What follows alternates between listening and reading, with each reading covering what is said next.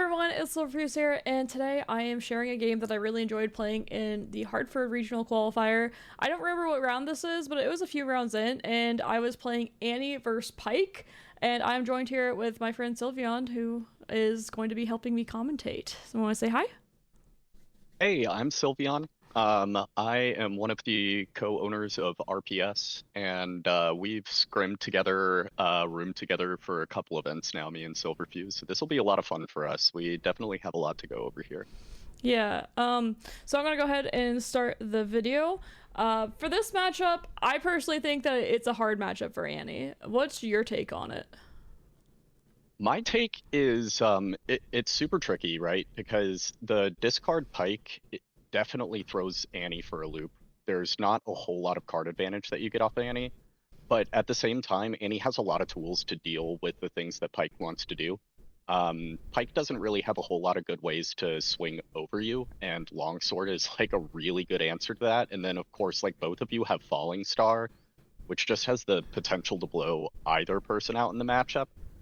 I would say it's like slightly Pike favored, but That's what I would say too. Taking a look at the hand here real quick, I have Forerunner, which I knew was really good in the matchup, so that's why I kept that. And then Noxus Hopeful and Merchant, like I had a really good hand here. The other thing I want to say is with this matchup, I feel like Annie is actually heavily favored in the first match with Seat of Power, specifically because you are able to take care of that card draw issue that you run into. So I think going first on Seat of Power, Annie's heavily favored, but then after that, like the second game, it feels pretty bad. Of course, you know, going first each game is very helpful, but we do have stacked deck coming out the first time. I mean, I was able to hit my 2-drop too, so I'm feeling pretty good about my start. I didn't happen to see this. Do you have a Rengar in hand this game? I don't think I do. I have Noxus Hopeful, Merchant, Forerunner, and one other card. Gotcha. I was just going to mention the Seat of Power just gets so much better when you have a Rengar in hand. Oh yeah, it's so nice. And then here, I think I remember thinking about that I was going to be using Merchant to discard Merchant, unless oh actually no, I wanted Noxus Hopeful because I had Merchant Noxus Hopeful. So I was deciding what I was discarding before I was actually taking the move here, and if I wanted to do the Emperor trigger or not. But yeah, there is the Merchant is what I discard. I forgot what else I had in hand. Yay, Conquer Point. So we will find out soon after this video is posted potentially of like what the change is, but I do go ahead and pay for the one here to get the Sand Soldier. I could technically take my Merchant back and not pay and just not have a Sand Soldier, but that might change here. We'll have to see tomorrow. Yeah, we'll have to see tomorrow. We at the time of recording this, we are supposed to get the July 16th changes tomorrow. So we'll find out. I would not be surprised if Emperor's Dais does get changed. I also wouldn't be surprised if it doesn't. Just because the Diana implications are like really big. Yeah, I can't remember if I drew into a Rengar or not here, because this play from me, I think, is a bit interesting that I just don't like slam the Merchant and the Noxus Hopeful here right away. Instead, I kind of like took a little bit more value centric. I was trying to get a double conquer, but I also knew that this Noxus Hopeful was taking out anything I put there. So, and I don't think I really had tricks in hand is the issue. I don't think I have like Longsword and stuff. Yeah, I think it's completely fine to just hold 3 up here and threaten, play a little slower, let the Pike player, yeah. I think I might, I mean, I'm at least threatening Rengar here, which I think is always a good thing. And I did, it's definitely my draw. That was what I top decked, which is nice. And then go from there. Yeah, I think it's super wise to just not contest here and have it next turn guaranteed. 2 mana is a lot with Pike. You're always worried about like Cleave, Blood Rush. Yeah, a lot of options for sure. Nice thing is they don't have any red runes here, so I was able to kind of like, Longsword's not a factor for when I go in, going back, which I was really excited about. I remember thinking like, oh, yeah, purple. No swords allowed. Actually, I think more than anything, we're afraid of Gust coming down. Oh, yes. Gust is always scary. Yeah, this guy has gusts for sure. Yep, Seat of Power also being useful for them as well. I wish I would try, like when I was filming, to try to like show my hand sometimes, but It's hard to remember when you're so focused. And looks like we do tap one more to see. What is it? We'll know soon. It's been a We, while since I played this game, so I don't remember exactly what happened in the game. Oh, hide a I think he card. hides a card, yeah.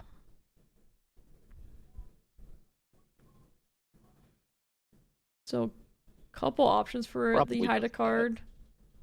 Probably just that red pike coming down. That's like usually Yeah. the play pattern for pike, I think but I had you never watched his know. hand and saw that's what he put down, but I don't remember for sure. I like after having Appy stay with us, I know now that like pike players are psychopaths and have like the weirdest secret tech hidden cards. Like I think Appy's was just main decking switcheroo. Oh, yeah. Um Yep, there's the pike. yep. And he had no red, so he can't even use the red to play it. It's just at 2 might. So then I'm just able to look for a double conquer here, which is excellent. Yep, super clean. And really, they don't have a lot of tools. And also, yeah, you mentioned Falling Star earlier being a potential blowout. Like, that's not the most value Falling Star, but for, like, what I'm getting right now, because I have the Rengar set up, it's not too bad. Also, a lot of Annie's a cut Falling Star. I'm actually running 2 in main board on mine, which is not a common thing that people are doing, but I expected so many matchups where Falling Star was just something I was going to use to blow people out of the water, and it would give me free wins. And it did do that sometimes, so it did its job. Whether it's correct or not, different people are going to tell you different things. And it looks like we gust the pike back into hand. That's what you were mentioning earlier, is that gust was something we would Yep. be potentially afraid of. But here, this is so slow for them, and I'm being so aggressive. I get to draw another card here as well, and they have nothing developed.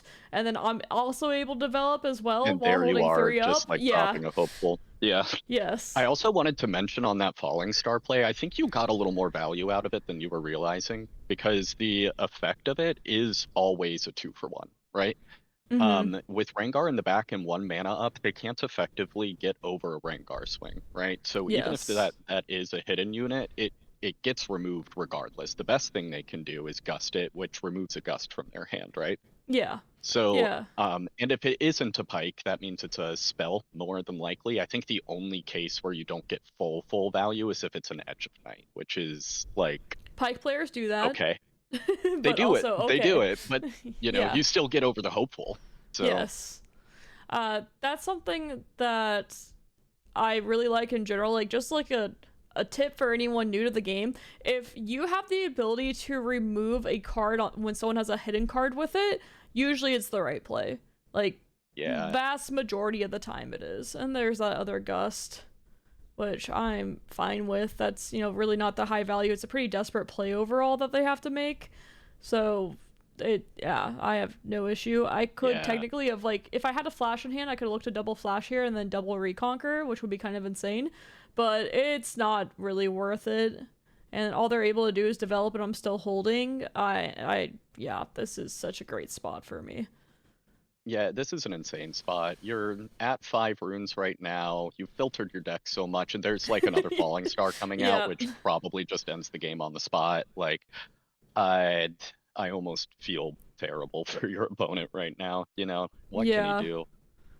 And I could bounce this and then play it again. Is that what I decide to do here? I'm not sure. Because, I mean, I can move this Rengar back every time. I don't bounce this, which is also fine. Just get the Merchant back I up. think it's reasonable. Yeah. I mean, I wanted to filter through stuff, too, potentially. So I have Forerunner in hand still, and I was thinking, of course, everyone's always like Starcross, but this doesn't really matter if they Starcrossed anymore, because they can't play unit Starcross. It's just way too slow. They have to do more than that. So I was thinking about, I'm losing on my red here and I can't play Forerunner yet, but if I need to get to that point, I can play Forerunner as like the blowout card at the end. But also I have access to Annie as well if I need it.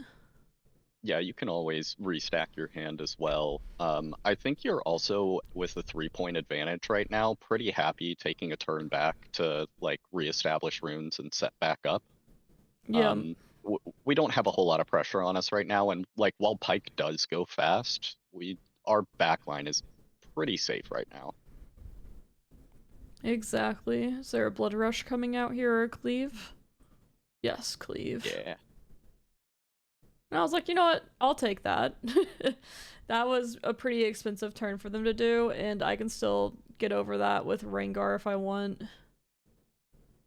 Yeah, it doesn't feel like they have a whole lot of follow-up at 3 runes. Having to expend a red on Pike is pretty impactful too. Yes. I think, yeah, I'm trying to think of like what ways do I lose this game? Like how do I lose this game? Is there anything that you see for it? Like is there an opening for them? I mean, think cards in hand matters a lot here. I wish I had kept better track, but I have a good amount from, I drew 2 from Seat, I think. 1 or yeah. 2, and they drew 1. So I think we're kind of evenish, but they did a 2 for 1, or, you know, they got 1 for 2 earlier. Which is tough. Yeah, this was the it would Emperor's take a lot. Diet question that I didn't know about the ruling on it at the time, and he was explaining it to me. I think we did call a judge over, and I was like, you know, it's one of those things where I'm newer to the paper aspect of card games, and I'm, you know, trying to get used to calling a judge. Like, there's a judge right there. But I'm trying to get used to the fact that sometimes you should just call a judge, even if you believe your opponent. Like, it doesn't hurt calling a judge. It's not like they come over and rule, like, oh, you wasted my time. Here's a loss. So you might as well sometimes just to get confirmation, even, you know, anyone that's like a decent human, which this guy was great, is going to understand why someone would want to call a judge in these, you know, high level tournaments, especially. Oh yeah. Yeah. Yeah. If the judge call ever takes more than like 20 seconds, they'll give you extra time. You'll be fine. You know, Yeah. I have never had a problem with somebody calling a judge. In fact, the first time I called a judge, we were both cackling because neither of us understood how it worked. We were both wrong. Both wrong. Yes. That's a new one. Yep. So I got rid He of thought it worked a certain overzealous. way. I agreed with him. We were unsure, and we called a judge, and we were both wrong. That's funny. Did I forget to draw my card for Merchant when I discarded it? I don't even know. It'd be a little sad if I did, but I got my Seat of Power trigger there. And he said, yeah, in response to the Conquer, I'm gonna play my Rengar. Fine with me. Sure. A number of times people were like, can you do that? And I was like, yes, I can play my Rengar to base. And they just believed me. No one ever called the judge on it. But I it is a funny play. It's very unique in Riftbound. It's so fun though. I was doing that a lot with Shen when I was playing Renata. Mm-hmm. Yep. Just trying to either flash it into base or flash it into a battlefield when you have the opportunity. So I played Vex here because I knew they had Pike. I think Vex probably just seals the game. Yes. For them. There's not a whole lot they can do. You're at 7 points. They have to get over the Seat of Power battlefield. We've already seen a cleave come down. Yeah, I mean, I guess Falling Star would be... Yeah. It would be rough. I don't know if I have a Star Cross in hand to at least, like, bounce... I could bounce their Rengar in response to the Falling Star. Maybe I have a Star Cross in hand, and that's why I set this up. Because I do remember thinking about this for a bit, of, like, how do I, like... You know, if I'm going to lose, like, how would I lose? And I think I might play a Star Crossed here, even. Potentially. Oh, I had a Flash in hand, Pharos in hand, a Rengar in hand, and an Inferna in hand is what I just saw there. Very briefly, thanks me for thinking of me. So yeah, I think I was considering just double Flash here. Yeah. I mean, double Flash, Reconquer. Yeah, I think like and a longsword. If they have the Falling Star, you're kind of sad, but it's not a huge deal.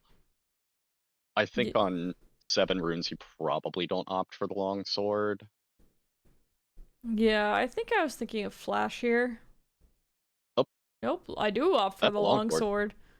Oh, I just put on Vexo, and that if they don't have Blood Rush or Cleave, they just lose, and that's what happened. Oh, that's fair. Yes, and they had already played 1 Cleave, and then later at the end of the game, like, not this game, but the last game, he told me he only runs 1 Cleave. Yeah, I did actually hear that.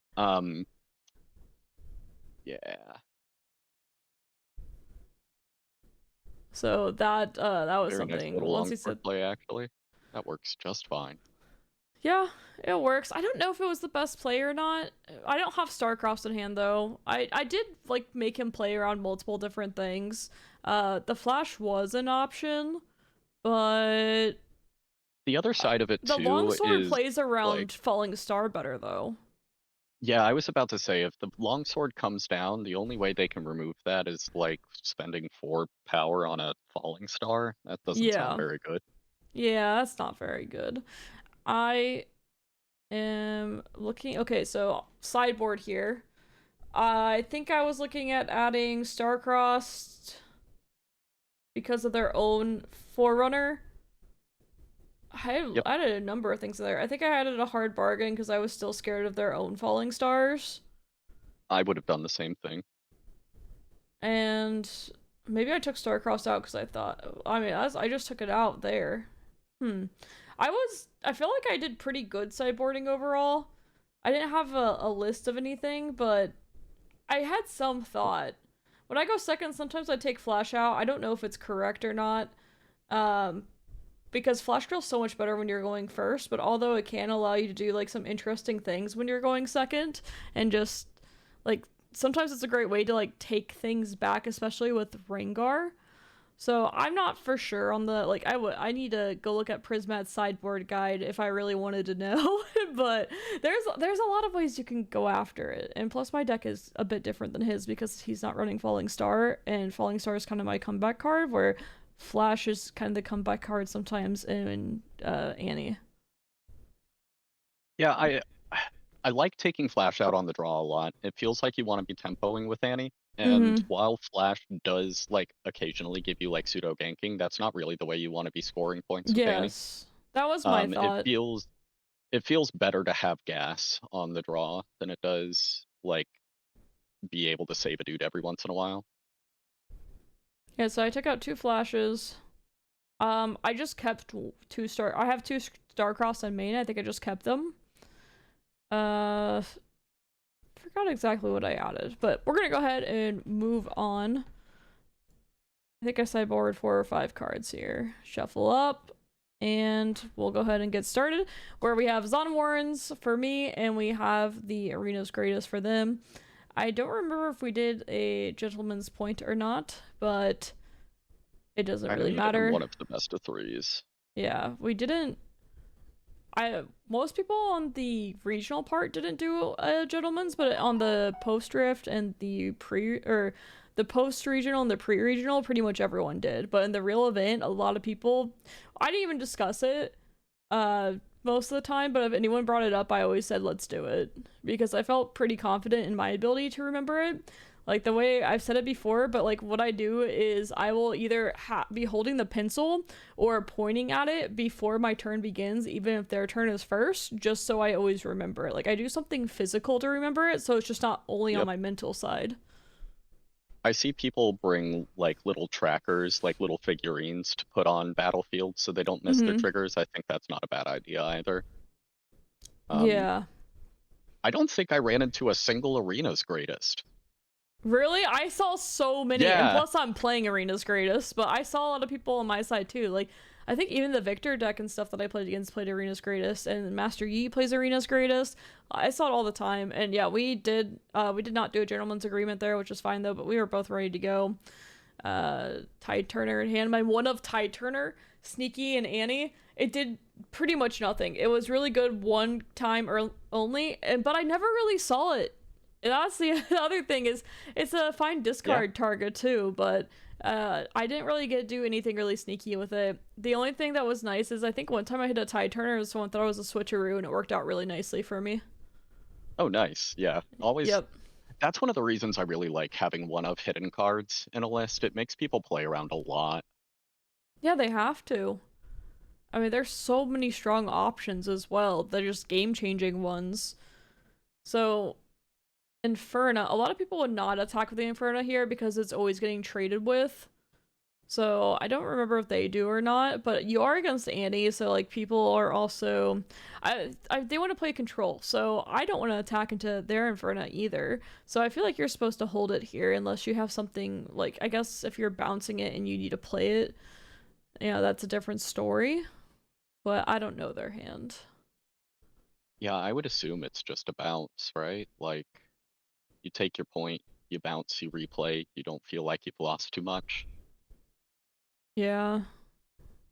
Let's see. Maybe not. Oh yeah, this Oh, we're just doubling up. Bewitching Spirit. And I was like, oh, my Tide Turner? Who cares about this guy? No, not Timmy Turner. Not Timmy Turner. So Give him this back. is where the fun begins. They hit their Bewitching Spirit this game. They didn't the first game. But I've played this matchup where I've been just absolutely wrecked by Bewitching Spirit. It's been terrible. Huh, I wonder what the hidden card was. Who knows? But yeah, so thankfully I had played this matchup before. I feel like when they get in this position, usually I'm pretty unfavored into it. So I have to navigate this really carefully. You were saying in the video that you were watching Appies and Shoddy play this matchup in the Airbnb the night before. You were just telling your opponent you knew how to play it. Yeah, I was. No ego, no ego. I was just no like, ego. oh yeah. I was watching my friends play. Yeah, my two friends were playing this exact matchup because Appies was on Pike and Shoddy, he was a judge at the event, but he loves to play Annie. And they were just running this. He asked me if I wanted to. I was like, no, that matchup makes my head hurt. It's what I said. I'll watch it instead. And so I was just on my phone like, oh, they're like, yeah, I haven't played this. I was like, oh, I watched it last night. Boom. Boom. Like I said, no ego, no ego. But yeah, I'm like thinking, do I want to just... I mean, I don't want to just pop the hidden card there, I don't think. I'm not doing enough. Like, it's so risky to just swing into the Pike. I mean, they are tapped out, and like, I didn't have like cleave and stuff in hand. Or else then, like, maybe I do that. Ooh, we're ditching a falling star. That's really interesting. You must have had more in hand. I think I either had another one or I was like, it's a spell, and I can always get it back with Annie if I want to, was the idea behind it. Oh yeah, that's fair. That makes a lot of sense. And we're already at the runes where we can just do that wherever their board presence isn't getting a whole lot bigger with where they're at. I like it. Yeah, I could definitely be wrong, especially since we can't see my hand. But sometimes with Annie, I found that just ditching a spell, like if you don't have things that you feel like you can confidently ditch, you just ditch spells. So that's why in the Pike matchup, you actually want to ditch spells quite a bit when they play Bewitching Spirit, because you can always get them back. So like even like throwing away a stack deck or something like that doesn't even feel that bad. It's when you have to throw away like your Forerunner, your Kaisa. That's why I play Kaisa right away, is because you do not want to lose Kaisa, because you want to be able to refill your hand. And even the Merchant you want to keep as well, because if you have no cards in hand and you move Merchant, it's discard and then draw. And so you're able to draw an extra card that way. So these two pieces on board I really wanted to keep alive. Does Falling Star wreck my day? Yeah, maybe, but like also it's pretty slow for them, and if I'm able to redevelop but they're not able to play Bewitching Spirit, then like maybe I can be okay. This is still like a really sticky spot for me overall. Maybe I'm supposed to wait a little bit on the Kaisa. I'm not sure here. It's tough. It's a really tough part to navigate when we get into this part. And I only have 3 cards in hand already. And there's Bewitching Spirit. So I think I guess I'm looking to potentially play something here before the discard, since it is, I can play a reaction here beforehand, and I go ahead and play my Rengar and I ditch a longsword. Yeah, that's totally fair. Just play it while you know you have the reaction. Yes, and the longsword ditch, I remember not loving it, because in this game, because I am discarding cards all the time, I want to have value. And I'm losing value by losing the longsword here. So I think it's possible that losing the longsword was just incorrect here, and whatever else is in my hand was supposed to be the ditch. I don't remember exactly what you had for the rest of your hand. Yeah, It kind of it's kind of tricky because if you do draw into another longsword, the first one becomes like a lot less good. yes. That's I that. am running 3 as well. I did go up to Yeah, 3 on it. I So mean it that makes was my sense. It pushes a lot of consideration things as out well. of like it pushes a lot of things out of like falling star range Mm-hmm. after targeting, which is really important. Yes. Um, but I mean, there are a lot of things in the matchup that are very good. Like just dropping a Ferris on their face is kind of nice. Yes, it is. Especially when they don't play a ton of units. They did have Inferno out, so I remember not feeling that great about Pharaohs if I were to have it. I might have Forerunner in my hand though right now. That might have been what I decided not to ditch, and I ditched the Longsword instead. I don't remember for sure. Yeah, I mean, it kind of looks like they're just conceding Arena's greatest, so it feels like our spot is pretty solid here. You know, we're gonna be able to draw. Catching up on points there. Yes, wanting to draw here was I really wanted to empty my hand and then draw if possible, and I don't remember if that was a possibility or not. I remember thinking that whatever I have left in hand is getting discarded next turn. So there is Forerunner in hand, I just saw a glimpse of it. Um, and I remember at one point having to decide if I needed to take a Gambler or not. There's a Gust. Yep, that's about all he can do with this turn. Mm-hmm. So I will discard a stacked deck, which, like I said, doesn't even feel that bad Mhm. because you can always bring it back with Andy if you want. And then I go Yep, ahead and bring Kaisa in as well. Draw getting with some card her. advantage off Kaisa, you know, stack deck becomes a little less relevant as well. Yep. And then I do get that Forerunner. That's what I did. I did discard Longsword instead of Forerunner because my idea here was like, even though they have Inferno, like this Starcross is such a slow turn, and I have a really big board here. Which, Yep, only, I mean, they could double Falling Star you here, but that would be such a big turn.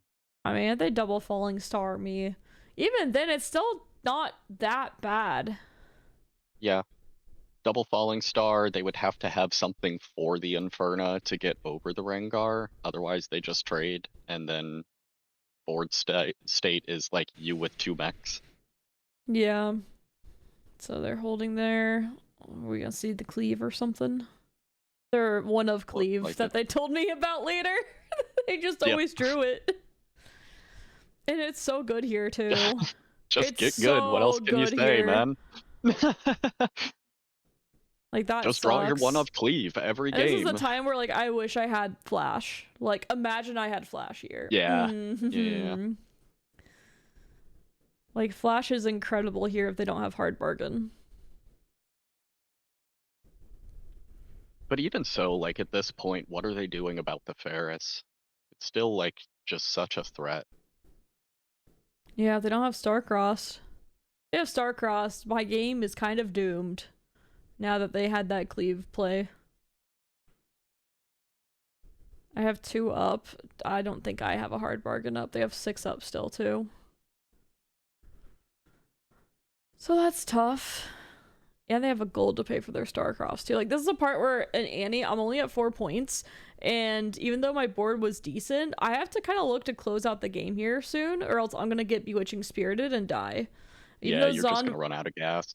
yeah, because Zon Warrens also discard a draw, so like I was thinking here, like how can I get some value out of Zon Warrens? Like how can I empty my hand and then just that's part of the reason I developed the Forerunner as well, is in hope that I'm able to get value from that. Because I have to find, yep, there it is, Bewitching Spirit, another way to draw. I lost my hard bargain. That is what I was You holding did up. have bargain. Yep. And I was like, it's a spell, I can get it back, but I'm just gonna end up discarding anything here pretty soon in the future. Pike's not, they just untap. Yeah, I was like, I remember them always taking Yeah, I that think back. They forgot to untap it, no big deal for me, to me at least. I'm not gonna shark them on something like that when it's very obvious what they were doing. No, I missed untapping Sivir every once in a while, and I actually didn't have anybody shark me on it when they totally could have. Yeah, And and then the then cleave persists here, so the yes, Clay Inferno does get over. persist. Yep. Really good play from them. Yep, Ride the Wind very is clean. quite a card. At least we're getting over with Ferris. Yes. And they are tapped out here. They have nothing else up. Yep. And it's Ride the Wind, so it was ready to can move back. Alright, what's my hand? Yeah, This might so be we're gonna my be just able. a full top deck mode from here. I don't remember for sure.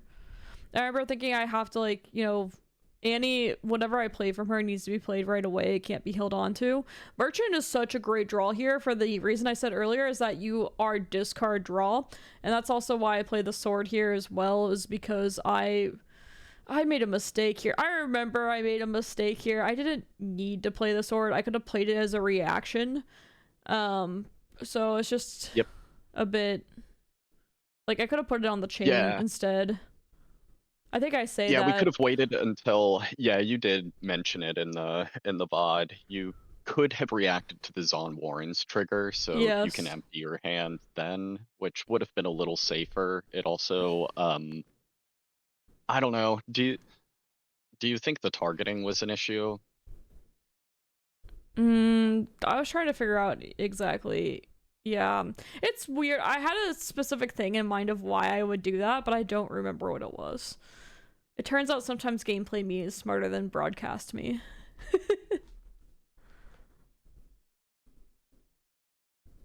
I definitely had I a reason, believe though. I believe like Falling Star accelerated anything just wins the game here. Yeah, I wanted to play it. Yes, I wanted to play it Yeah, onto him. Yes, that yeah. was why.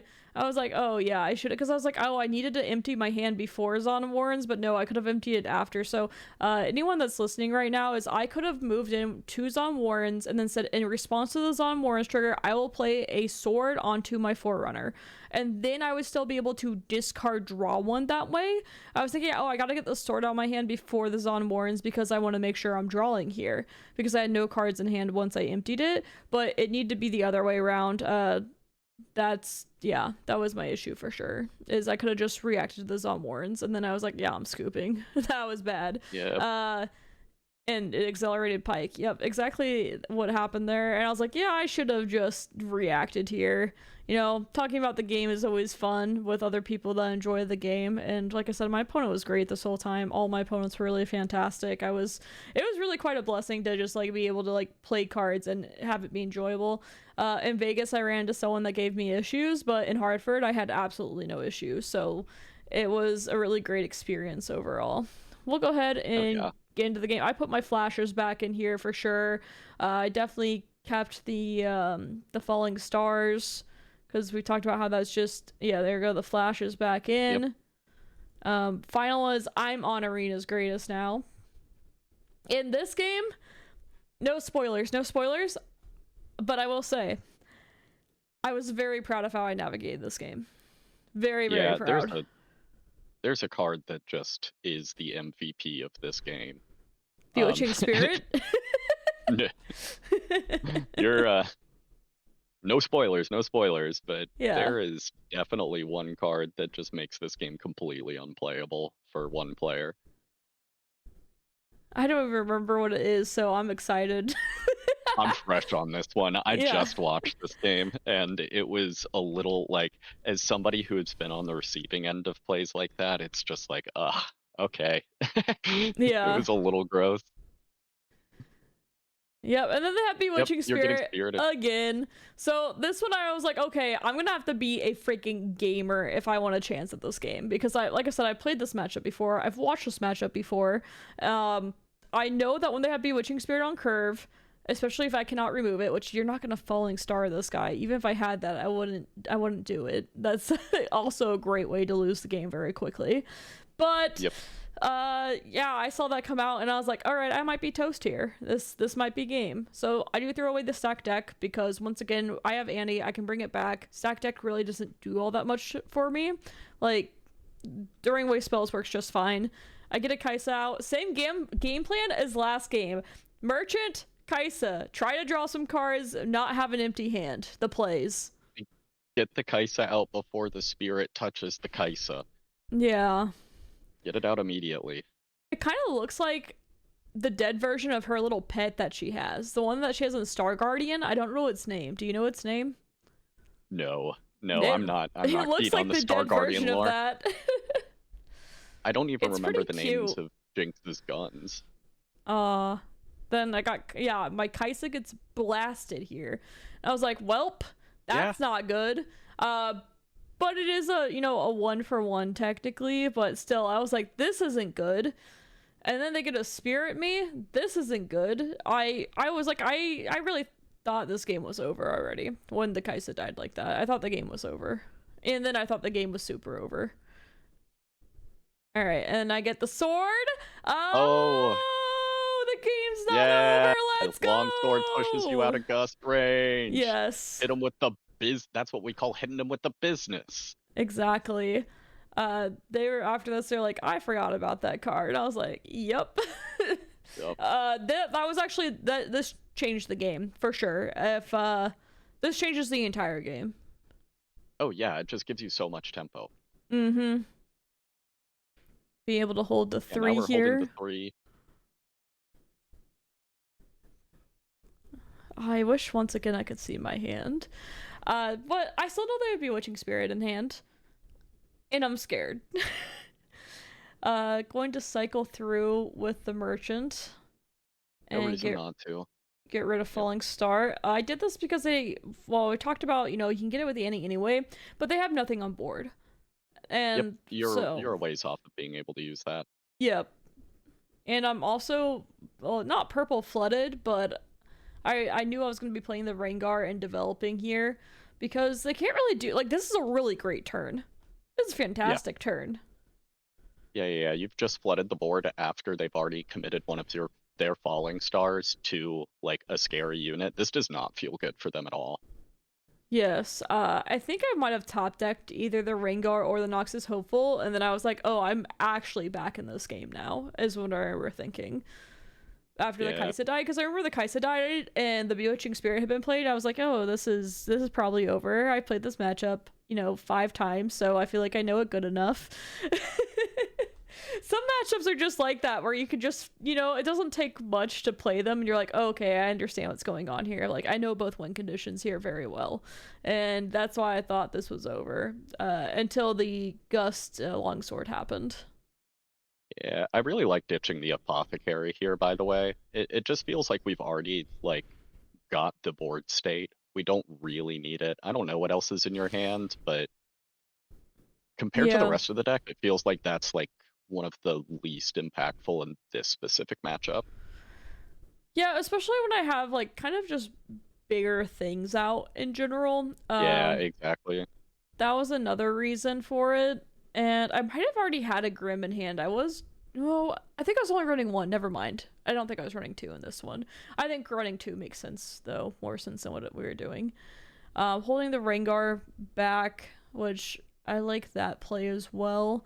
I'm okay with the Merchant dying only because I get the sword back, but I don't really want it to die because I want to potentially draw it in the future. But I do develop a Forerunner here because my board's already insane. And I'm like, you will have to deal with all this. And I didn't want to have to discard it. That was the biggest thing. I think I'm down to 1, maybe 2 cards now.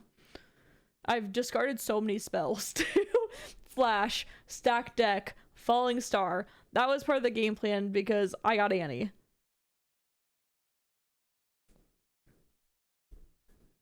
I mean, it looks... Have it in hand. I'm so curious. After the Forerunner comes down, it just feels like anything you have is just going to blow them out at this point. It feels like that. If I have anything in hand, I'm pretty sure they make me discard my last card here. I don't remember if they do for sure or not. Like, they might. They might? I just remember being like, okay, these are the cards that I have. I have to win with these cards somehow. Like, that are on the board. Plus Annie. I was like, that was what I need to do to win here. Because, also, I want to point out to everyone, that is a metal Annie. I did sell it later, but I played with it in a case for for the regional, which was fun. I won it in the pre-regional. Yeah. Yeah, it's such a big flex. Yep. It paid for the trip. It was nice. Yeah. Yeah. So, are they Is this going... another cleave? They only Please ran tell me one this is another cleave. cleave. It was a Blood Rush Haven't played instead. it yet. Ah, No. no, it's a Rengar. Rengar, yep. And I was like, yeah, I'm killing that guy. He's dead now. Finally. I'm pretty sure they play another one here. I just remember being really sad as all my cards got discarded. No, sometimes when they say like the feelings are what you remember more than the actual game, I do remember the feelings of this game a lot more than the actual game because I... Oh gosh, yeah, I definitely have a couple matches like that. Tide Turner, moving it back. Sure, and then are we spiriting here or what? I Look at could what Timmy just Turner definitely can be do. misremembering, but I remember, I'm pretty sure there's a spirit. Yeah, Yeah. oh no, it's a fizz. Okay. Oh, it's a Fizz. It's a fizz. Oh, and he's gonna Falling Star you. Starmie. Yep. Oh man, this is not a fun Falling Star. No, it's not. That's like... That merchant sword is doing so much it's work so right much. now. Yeah.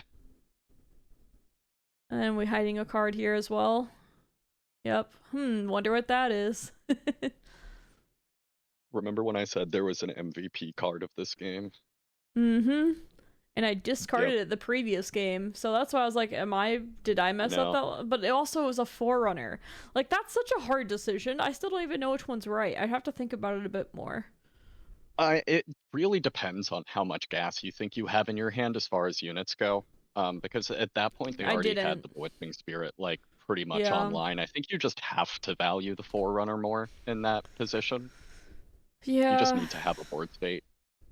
Probably do. I think here I was looking at the Falling Star. I mean, look how juicy this Falling Star is. Uh-huh. Let's go. I think they might have forgotten that I had that, or is their best play? I'm not sure. I don't remember what we said to each other. Maybe that was just their best play, though. You guys had been talking about how he didn't know the matchup very well. I wouldn't be surprised if, like, he just completely forgot you could rip a Falling Star in that moment. Like, just wasn't thinking about Annie coming down and grabbing it. Yep, and then we're setting up for the Pike attack. They're tapped out, so... Yeah. Everything's face up at this point. We know that, you know, you're contesting for 6 here. Yep. There it is there. They want to take out the Rengar. Yep. I think that's completely reasonable. Yep. If you want to have a chance at coming back in this game, like, I would much rather draw into dealing with a mech token. But yeah, also, that's why we discard our spells. And this here, like, Flash isn't doing anything for me, so might as well discard Flash. Merchants in hand. Yep, and then they scooped here, because they're like, yeah, I can't do anything. Yeah. Yeah, even if they drew into Falling Star, they would only be able to play one. But yeah, I was really happy with how I navigated that, and then I think I told them that I watched this matchup all night last night, which I did. It just so happened to be it, which Shoddy did take a couple of games off of Appy's on it. Appy's took a couple games off of him. The Appy was running quite a bit different version of this.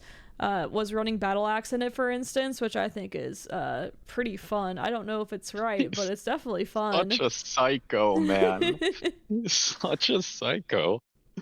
He threw that in the night before the event. Yes, he did. That's what he came was downstairs testing. And was like, last night I had a revelation, and they were testing at like 7 in the morning. That's unbelievable. I was not up that late. Also, I think I might have taken some Starcrossed out because I didn't see Forerunner, and I thought they had taken Forerunner out, and we were playing mind games with each other. You know, I think like, we talked about. Seeing how this matchup actually played out, it might really just be Starcrossed, because like it feels slow. It feels like you really need the tempo to Pike. And like you're not really getting value out of it the way they are. Yeah. Well, we're going to go ahead and wrap up this game. Thank you so much for joining us, and make sure to check out the next one because we have a lot more great games for you all to see. See y'all. Bye.